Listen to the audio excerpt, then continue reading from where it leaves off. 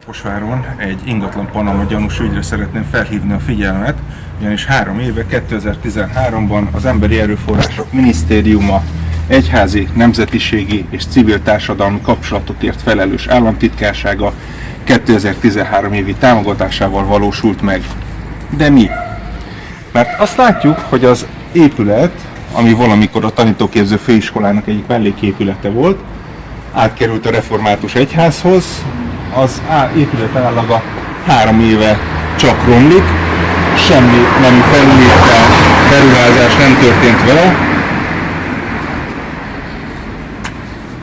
Bent síbotokat látni, összedobált cuccokat. Ez az épület sokkal szebb kort is megélt, és sokkal szebb múltja is van. Most már ázik mindenhol, jön le a vakolat. Az egyik ablakon találhatunk egy kiírást, hogy a Kossuth Lajos utca 26 szám alatti ingatlan ügyeivel kapcsolatban a Kossuth utca 23 szám alatt szíveskedjék érdeklődni. A 23 szám az itt van szembe velünk, a református lelkészi hivatalt takarja ez a házszám. Ezek szerint látszik az, hogy ez az épület is valami oknál fogva átkerült az egyházhoz.